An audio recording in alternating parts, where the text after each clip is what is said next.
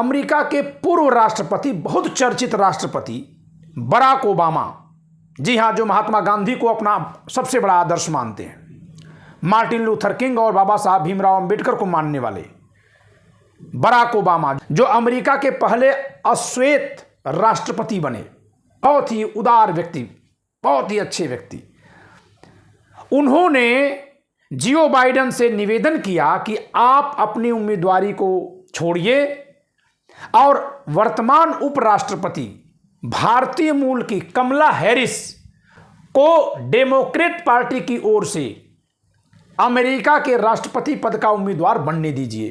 कमला Harris के राष्ट्रपति बन जाने से पूरी दुनिया में संविधानवाद चलेगा, क्योंकि अमेरिका दुनिया का सबसे बड़ा मुल्क है और सबसे मजबूत लोकतंत्र माना जाता है। आपने देखा होगा कि डोनाल्ड ट्रंप जिस समय राष्ट्रपति थे अमेरिका के, उस समय पूरी दुनिया के देशों में, चाहे वो लोकतांत्रिक देश हो या गैर लोकतांत्रिक, जहां कहीं तानाशाही प्रवृत्ति वाला व्यक्ति सत्ता में था, पार्टी सत्ता में थी, वो सब ट्रंप से मिल करके तानाशाही स्थापित करने की दिशा में आगे बढ़ रहे थे। ऐसे में अगर इस समय डोनाल्ड ट्रंप चुनाव जीत जाते हैं अमेरिका में, तो फिर से पूरी दुनिया में तानाशाही बढ़ने का खतरा बढ़ेगा। लेकिन अगर वहीं कमला हैरिस चुनाव जीत जाती हैं, तो भारत सहित सभी देशों में तानाशाही की सोच रखने वाले नेताओं की बढ़त रुकेगी, क्योंकि ये संविधानवादी और लोकतांत्रिक विचार की हैं। तो इसलिए इनके भारतीय मूल के होने पर मुझे दोहरा गर्व है। हेलो दोस्तों, आप सभी का the logical Indian YouTube channel में बहुत बहुत स्वागत है। मैं हूं एडवोकेट पंकज कुमार त्रिपाठी, लखनऊ से। दोस्तों, अमेरिका में राष्ट्रपति पद का चुनाव होने वाला है। 2024 के नवंबर महीने में चुनाव होगा और वहां प्रमुख रूप से दो पार्टियां मैदान में होती हैं, रिपब्लिकन और डेमोक्रेट। रिपब्लिकन पार्टी की ओर से पहले से प्रत्याशी हैं डोनाल्ड ट्रंप जी, जो इसके पहले एक बार राष्ट्रपति रह चुके हैं। अभी अभी इन पर जो है जानलेवा हमला हुआ, जिसकी वजह से इनको माइलेज मिल रही थी बड़ी तेजी से। दूसरी तरफ डेमोक्रेटिक पार्टी के उम्मीदवार वर्तमान राष्ट्रपति जियो बाइडेन जी थे, लेकिन उनकी अधिक उम्र के कारण और उनके स्वभाव में बहुत ज़्यादा नरमी के कारण वे डोनाल्ड ट्रंप के सामने बहुत पिछड़ते दिख रहे थे। ऐसे में अमेरिका के लोगों के सामने एक बहुत बड़ी चुनौती आ रही थी कि अगर वो डोनाल्ड ट्रंप को राष्ट्रपति बनने देते हैं, तो एक कट्टरवादी विचार का ऐसा व्यक्ति राष्ट्रपति बनेगा जो संविधानवाद में आस्था नहीं रखता, जिसके समर्थक राष्ट्रपति भवन तक पर हमला करने को आतुर हैं। आपने देखा होगा पिछले चुनाव में क्या क्या नहीं हुआ। यहां तक कि यूक्रेन और रूस के युद्ध में माना जाता है कि जियो बाइडेन उस तरह से एक्शन नहीं ले पाए जैसे अमेरिका को लेना चाहिए। लेकिन फिर भी यूक्रेन, जो अमेरिका पर आश्रित है, उसके राष्ट्रपति जेलेंस्की ने कहा है, ध्यान दीजिएगा दोस्तों, यूक्रेन के राष्ट्रपति जेलेंस्की ने कहा है कि अगर ट्रंप चुनाव जीत जाते हैं और राष्ट्रपति बनकर आते हैं, तो उनके साथ काम करना बड़ा मुश्किल होगा। यानी अमेरिका, जो रूस का स्वाभाविक शत्रु है, वहां का राष्ट्रपति ट्रंप के बन जाने पर, जो बार बार पुतिन के खिलाफ बयान देते हैं, रूस को धमकी देते हैं, रूस के सताए हुए देश यूक्रेन के राष्ट्रपति जेलेंस्की खुद खुश नहीं है।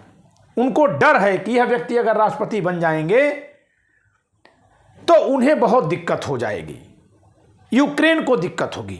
फिर से समझिए, यानी जिसको ये अपना साथ देने का दावा कर रहे हैं वो भी परेशान है। कारण क्या है? तानाशाही पूर्ण रवैया। इनका विचार तानाशाही पूर्ण है और इनकी नीतियां कट्टरवाद के समर्थन में खड़ी होती हैं। ये मानव मानव में भेद करने वाले विचारधाराओं को समर्थन देते हैं। तो इसलिए वहां की जनता के सामने जो दोनों ही विकल्प थे, डोनाल्ड ट्रंप और जियो बाइडेन, वो दोनों ही अनुपयुक्त थे। जियो बाइडेन के सामने था कि वो 79 ईयर्स के हो चुके हैं और अब उनका दिमाग थोड़ा कम काम कर रहा है, जैसे बुढ़ापा जिसको कहते हैं असर कर गया।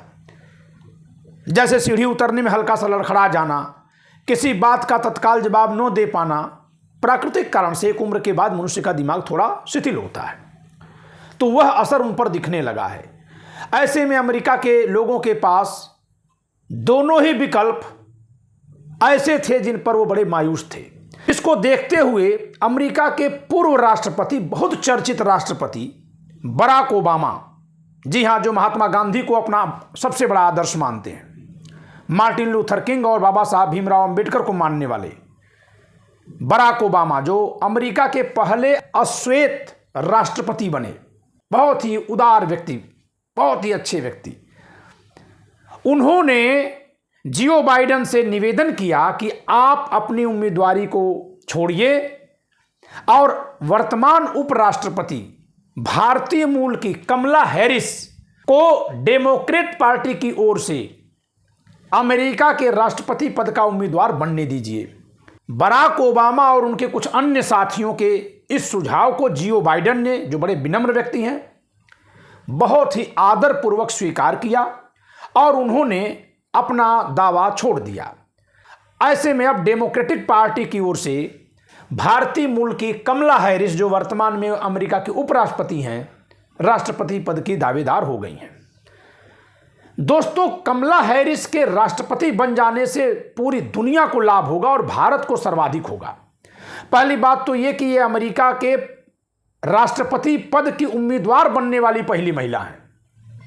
जी हां, इस मामले में भारत अमेरिका से कई गुना आगे है, क्योंकि यहां महिला प्रधानमंत्री भी बन चुकी हैं, महिला राष्ट्रपति भी बन चुकी हैं, महिलाएं गवर्नर भी बन चुकी हैं, महिलाएं मुख्यमंत्री भी बन चुकी हैं।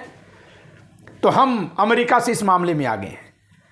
इसके पहले बिल क्लिंटन की पत्नी मिसेज हिलेरी क्लिंटन अमेरिका के राष्ट्रपति पद की उम्मीदवार बनने के प्रयास में थी, लेकिन उम्मीदवार भी नहीं बन पाई थी। वो कमला हैरिस उम्मीदवार बन गई हैं और अगर ये जीत जाती हैं तो दो रिकॉर्ड हो जाएगा, एक तो उम्मीदवार बनने का, फिर जीत जाने पर राष्ट्रपति बन जाने का।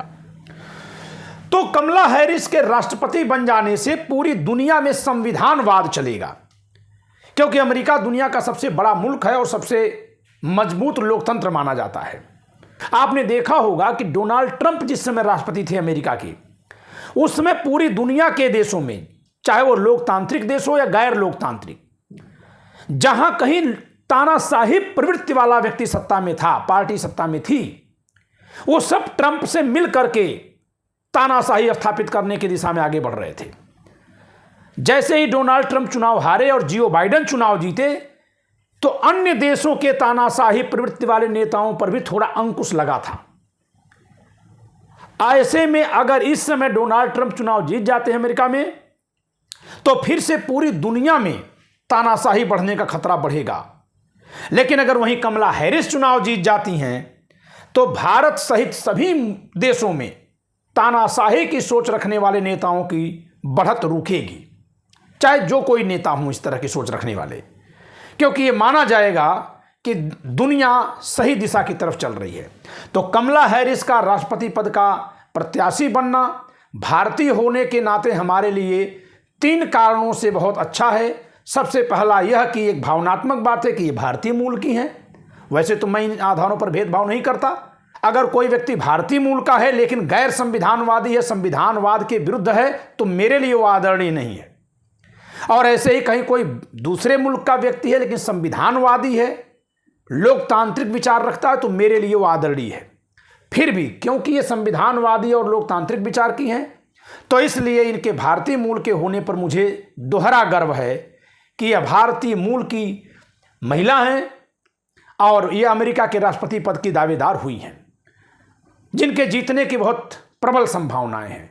दूसरा कि ये महिला हैं, दुनिया में जो लिंग भेद हुआ है उस पर एक बहुत बड़ा संदेश जाएगा कि महिलाएं किसी भी बड़े से बड़े पद पर आ सकती हैं और जिम्मेदारी संभाल सकती हैं। तीसरा, मुझे गर्व इस बात का है, खुशी इस बात की है कि यह बिल्कुल लोकतांत्रिक और संविधानवादी विचार की व्यक्तित्व रखती हैं और इनके आने से पूरी दुनिया में लोकतंत्र को बल मिलेगा, संविधानवादियों को समर्थन मिलेगा और पूरी दुनिया समता, बंधुता और स्वतंत्रता के रास्ते पर आगे बढ़ेगी।